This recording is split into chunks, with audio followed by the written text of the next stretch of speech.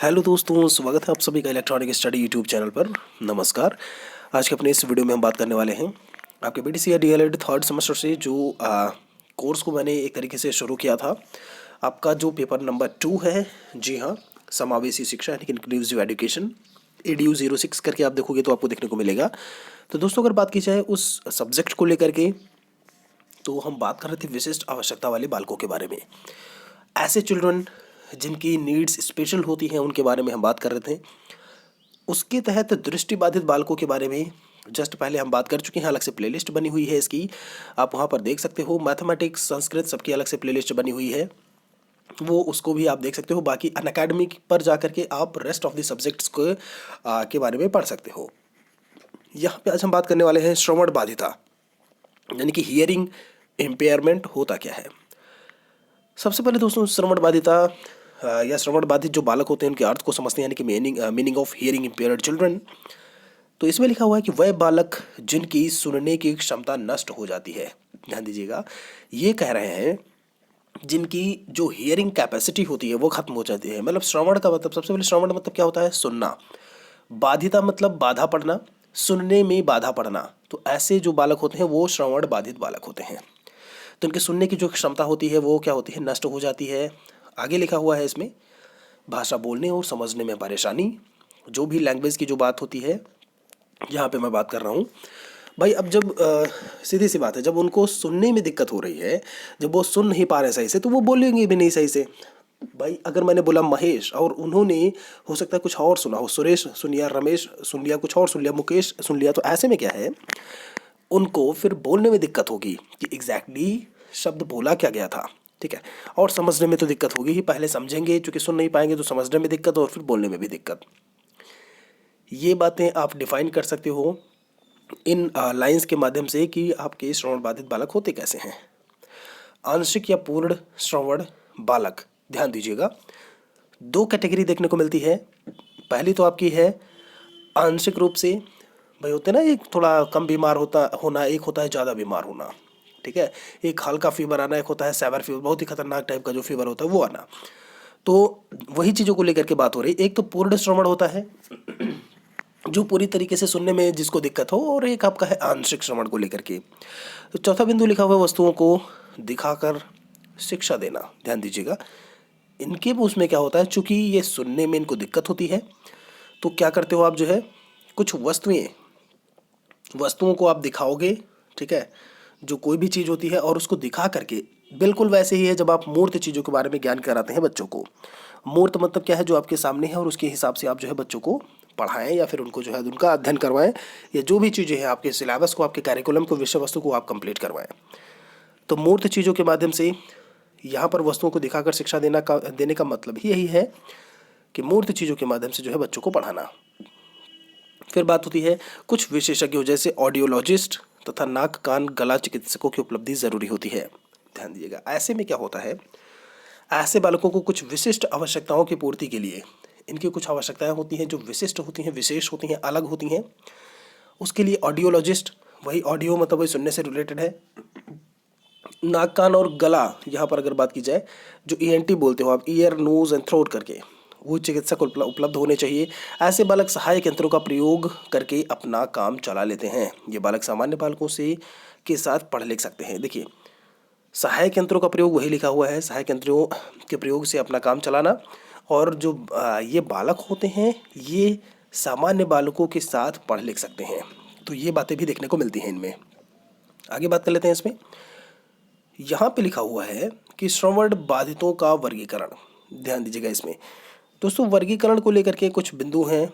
यहाँ पे जब आप उनको जो है एक तरीके से बांट रहे होते हो, क्लासिफाई कर रहे होते हो, तो आप ये कह सकते हो कि श्रवण बाधिता के विभिन्न प्रकारों का डेसिबल स्तर पर बाधिता प्रतिशत, ये क्या है आपका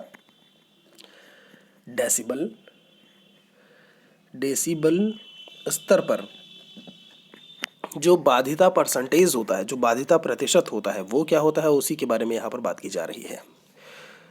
तो इसमें लिखा हुआ है सबसे पहले, देखिए 2 टाइप मैंने बोले थे, लेकिन उसमें भी और निकल के आ रहे हैं बाहर।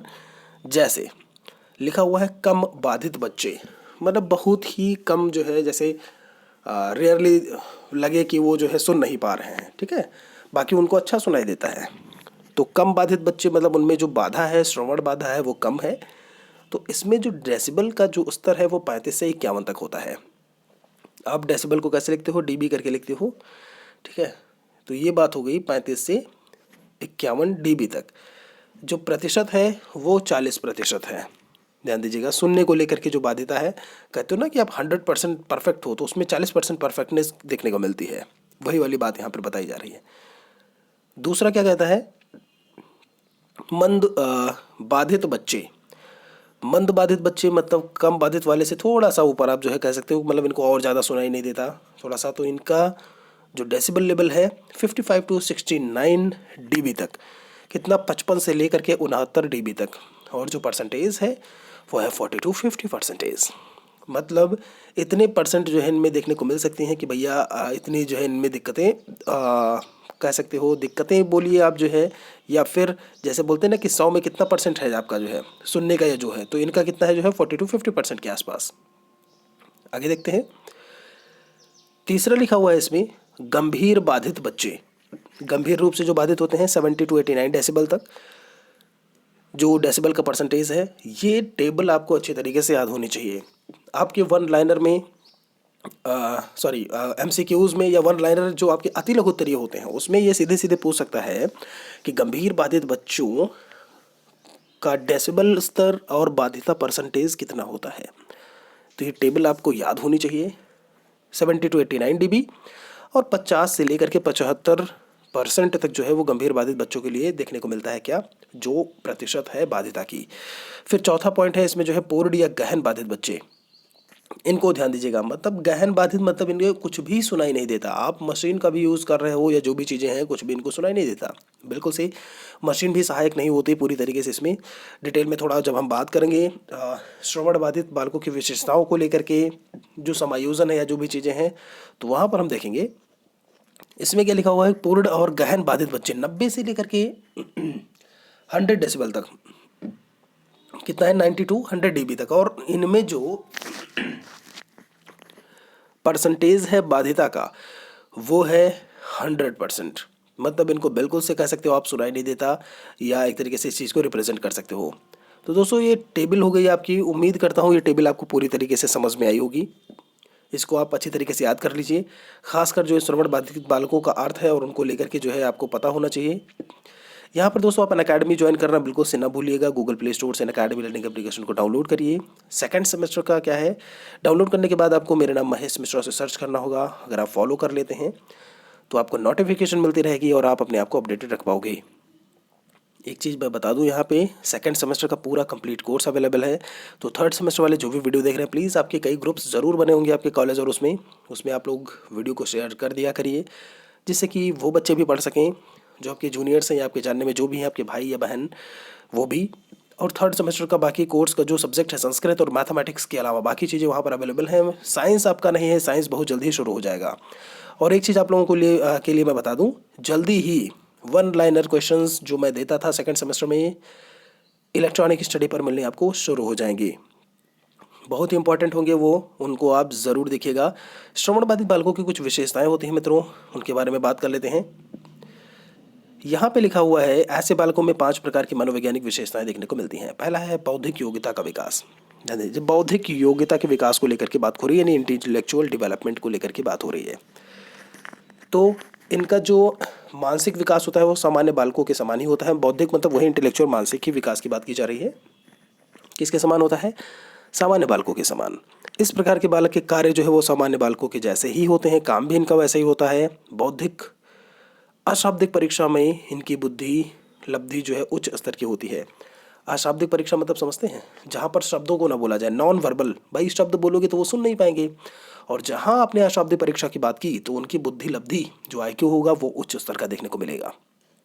ये बात हो गई बौद्धिक योग्यता को लेकर के। जब आप बात करते हो भाषा कौशल की दृष्टि से इन्हें मंदित बालक भी कहा जाता है। कौन सा बालक, मंदित,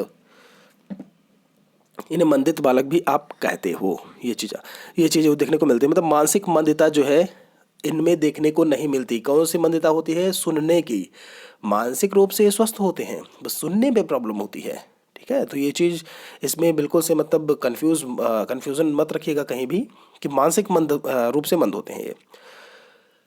सेकंड आपका है मनोसामाजिक व व्यावसायिक समायोजन, जिसमें पहला लिखा हुआ है सामान्य बालकों से अलग या भिन्न होना। ये भी बात भी देखने को मिलती है भाई, जो नॉर्मल चाइल्ड होते हैं उससे ये अलग रहते हैं। पारस्परिक संप्रेषण की समस्या, जब सुनने में प्रॉब्लम होगी, हियरिंग इम्पेयरमेंट देखने को मिलेगा, तो उनमें एक दूसरे से कम्युनिकेशन की प्रॉब्लम भी जो है उजागर होगी और देखने को मिलेगी। थर्ड पॉइंट इसमें लिखा हुआ है शाब्दिक अंतःक्रिया का अभाव। अब शाब्दिक अंतःक्रिया अभाव बिल्कुल वर्बल चीज़ों से रिलेटेड है, शब्द से रिलेटेड है, सुन नहीं पाते, तो इसीलिए वहाँ पर अंतःक्रिया जो भी इनर एक्टिविटीज़ होती हैं उसमें भी देखने को दिक्कतें देखने को मिलेंगी। चीज़ों को समझ पाना या जो भी है शाब्दिक, जहाँ भी शब्द से रिलेटेड चीज़ें होंगी, ठीक है। मतलब कुछ भी बोला तो जब उनको कोई भी भाव है या कुछ भी है रिप्रेजेंट किया मैंने, किससे, भाव को मान लीजिए मैंने शब्दों के माध्यम से रिप्रेजेंट किया, अब उनको जब समझ में नहीं आएगा तो फिर वो अंतःक्रिया करना जो है एक तरीके से निरर्थक होगा। अपने समूह में ही रहना पसंद करते हैं। भाई नॉर्मल चाइल्ड के साथ में रहेंगे तो सुन सही से पाते नहीं, दिक्कतें होती हैं, तो उनमें रहना पसंद नहीं करते, तो अपने ही ग्रुप में रहना पसंद करते हैं जहाँ पर और भी rest of the hearing impaired children होते हैं। अन्य में आप कई बातें रख सकते हो। इसमें जो है कि श्रवण बाधित बालक जो है वो भावनात्मक समायोजन में सामान्य बालकों के समान ही होते हैं। सामान्य बालकों की तरह वातावरण के घटक उनके भावनात्मक या भावात्मक पक्ष को प्रभावित करते हैं। मतलब भाव ज़रूर देखने को मिलते हैं, बस जो शाब्दिक चीज़ें होती हैं उनमें इनको दिक्कत हो जाती है। शैक्षिक उपलब्धि का विकास, इसमें इन बालकों को पढ़ाने में कठिनाई होती है। किसको, शिक्षक अगर पढ़ा रहा है तो कठिनाई होती है, क्योंकि भाषा का सही विकास नहीं हो पाता है, इनको सही से सुनाई नहीं देता, वो चीज़ आप कह सकते हो। शैक्षिक उपलब्धि की स्थिति ऐसे बालकों की अच्छी नहीं होती है, क्योंकि शैक्षिक उपलब्धि में शाब्दिक योग्यता की अहम भूमिका होती है। आप बात कर लो ऐसे बालकों का जो बौद्धिक स्तर है वो ऊंचा होता है, किंतु फिर भी शैक्षिक उपलब्धि अधिक नहीं होती। बौद्धिक स्तर ऊंचा होता है, मैंने बोला ना, मानसिक रूप से ठीक होते हैं, सुनने में दिक्कत होती है, ठीक है। यहाँ पर लिखा हुआ जन्म से बहरे बालक को विशिष्ट प्रशिक्षण की ज़रूरत होती है। गहन प्रशिक्षण द्वारा भाषा का जो है सामान्य विकास संभव है। ये वाणी विकास, भाषा और वाणी विकास के तहत मैं पढ़ रहा हूँ। और भाषा उच्चारण में दोष, जब सही से सुन नहीं पाएंगे तो उच्चारण में दोष भी देखने को मिलेगा। कुछ अन्य विशेषताएं होती हैं, जैसे असामान्य भावात्मक व्यवहार। असामान्य मतलब समझते हैं जो नॉर्मल सा होता है उससे अलग हटके, ठीक है। व्यक्तिगत और सामाजिक विकास की समस्या, सुनने में समस्या है, समझने में समस्या है, बोलने में भी फिर दिक्कत होगी, तो सामाजिक विकास और व्यक्तिगत विकास में जो है दिक्कतें देखने को मिलती हैं। सामाजिक रूप से बाधित, सामाजिक रूप से बाधित मतलब भाई होता ये है कि ऐसे बालक समाज में भली भांति अपना समायोजन नहीं कर पाते। अब जब सुनने में दिक्कत होगी, समझने में, अपने आप को अभिव्यक्त करने में, तो एडजस्टमेंट करने में भी दिक्कत होगी, वातावरण में समायोजन करने में इन्हें अधिक कठिनाई का सामना करना पड़ता है। और अन्य में आप और सारी बातें इसमें लिख सकते हो। तो दोस्तों ये था आपका जो है श्रवण बाधित बालकों के अर्थ को लेकर के, उनकी विशेषताओं को लेकर के। आशा करता हूँ कि सारे पॉइंट आपको समझ में आए होंगे। कुछ भी अगर दिक्कत है, समस्या है, तो आप कमेंट में लिख सकते हो। जिन्होंने इलेक्ट्रॉनिक स्टडी चैनल को सब्सक्राइब नहीं किया, प्लीज़ सब्सक्राइब कर लो। आप ऐसे ही अपडेटेड रहने के लिए लाइक कमेंट ज़रूर करें, शेयर भी करते रहें वीडियो को। जल्दी मिलेंगे नए टॉपिक को लेकर के, तब तक के लिए आप सभी का बहुत बहुत धन्यवाद।